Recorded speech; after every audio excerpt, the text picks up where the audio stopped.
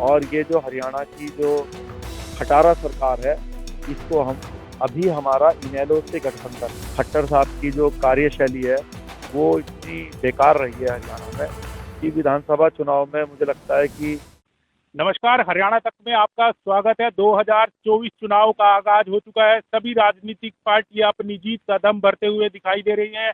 वहीं अब रैली और जनसभाओं का भी दौर लगातार जारी है। तस्वीरें आप देख सकते हैं इस समय करनाल के सेक्टर 4 दशहरा ग्राउंड की तस्वीरें है। यहाँ पर जो है कल राष्ट्रीयवादी जन लोक पार्टी की एक बड़ी ऐतिहासिक रैली होने जा रही है और बड़ी संख्या में जो है पार्टी के कार्यकर्ता इस रैली में जुटने वाले हैं। तमाम जो है तैयारियां सभी तरह की पूरी हो चुकी है। सामने तस्वीरें आप देख सकते हैं, मंच यहाँ पे एक बनाया गया है। वहीं दूसरी तरफ मैं आपको तस्वीरें दिखाना चाहूंगा। बड़ी संख्या में जो है यहाँ पे चेयर्स लगाई गई है। हजारों की संख्या में यहाँ पे जो है पार्टी कार्यकर्ता पहुंचेंगे। हमारे साथ इस समय शेर सिंह राणा जी मौजूद है। आइए सीधा उन्हीं से बातचीत कर लेते हैं। सर, क्या कुछ कहना चाहेंगे? सबसे पहले तो हरियाणा तक में आपका स्वागत है।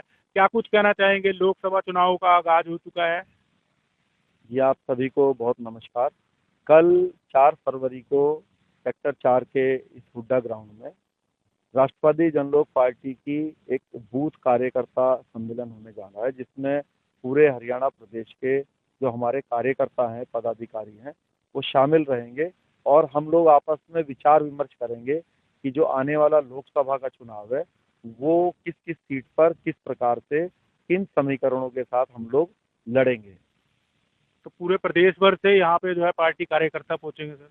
जी, आप देख रहे हैं कि हजारों की संख्या में हमने चेयर्स लगवाई हैं और जो हमारे पास जानकारी है करीब 1000 से ज़्यादा बसें हमारे कार्यकर्ताओं ने जो है बुक कराई हैं अलग अलग जिलों में अपने हल्का वाइज।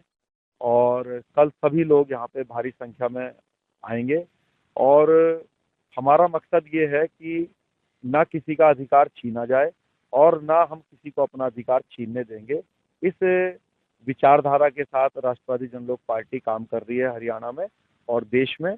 और कल लोकसभा चुनाव का हम यहाँ से आगाज करेंगे और ये जो हरियाणा की जो खटारा सरकार है इसको हम उखाड़ के फेंकेंगे। सर, लोकसभा की 10 सीटें हैं अगर बात की जाए, तो क्या पार्टी द्वारा 10 की 10 सीटों पे अपने कैंडिडेट उतारे जाएंगे या किसी पार्टी के साथ समझौता किया जाएगा?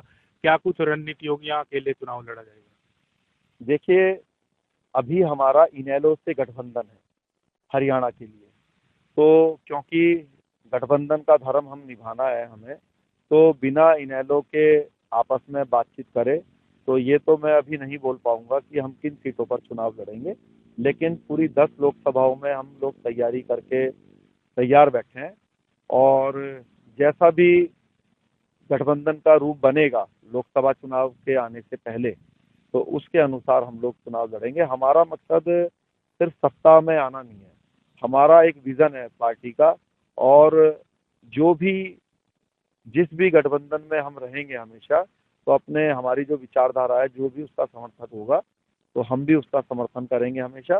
फिलहाल हम इनेलो के साथ हैं और उसी के साथ मिलकर चुनाव लड़ने जा रहे हैं। सर, लोकसभा चुनाव के बाद विधानसभा चुनाव होने हैं 24 में, तो पार्टी क्या अकेले चुनाव लड़ेगी या वो भी इनेलो के साथ या किसी अन्य पार्टी के साथ, क्योंकि लोकसभा के बाद विधानसभा चुनाव होने हैं? देखिए, विधानसभा चुनाव अगर लोकसभा चुनाव के साथ भी करा देती है मोदी जी की सरकार, क्योंकि अभी ऐसी भी जानकारी दी जा रही है कि हो सकता है कि जो खट्टर साहब की जो कार्यशैली है वो इतनी बेकार रही है हरियाणा में कि विधानसभा चुनाव में मुझे लगता है कि शायद जीरो पे आउट होगी बीजेपी।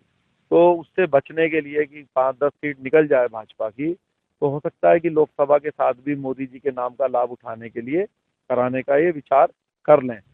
जिस भी प्रकार से चुनाव होगा, अगर अलग होगा उसके लिए भी हम तैयार हैं, अगर अलग भी होगा तो भी इनेलो के साथ ही हमारा गठबंधन है, विधानसभा चुनाव को लेकर भी गठबंधन है।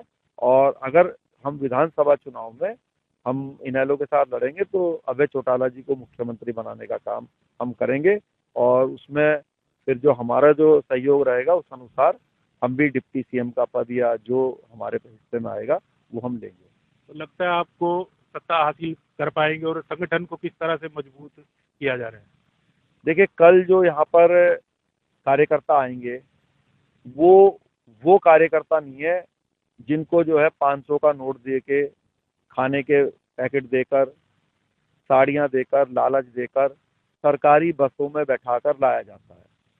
ये तो वो कार्यकर्ता हैं जो अपनी जेब से 500-500 हजार रुपए देते हैं, फिर बस करते हैं, अपने खाने का खुद प्रबंध करते हैं और फिर यहाँ पर आते हैं।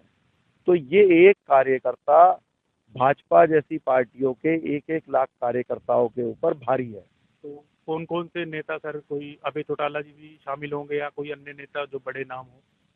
देखिए, अभय चौटाला जी और जो अन्य पार्टियों के नेता हैं उनको हमने इसमें इनवाइट नहीं किया है, क्योंकि ये जो कार्यकर्ता सम्मेलन है ये राष्ट्रवादी जनलोक पार्टी का अकेले का कार्यकर्ता सम्मेलन है और ये रैली नहीं है।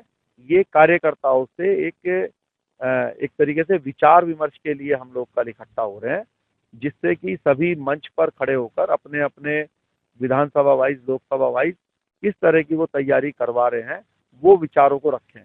तो ये रैली नहीं है। रैली तो का स्वरूप जिस दिन आप देखेंगे राष्ट्रवादी जनलोक पार्टी का, उसमें इससे 50 गुना ज्यादा भीड़ भी रहेगी और बड़े जो नेता हैं उसमें अभय सिंह चौटाला जी और जो हमारे विचारधारा से सहमति रखते हैं वो सब आपको मंच पर देखने को मिलेंगे।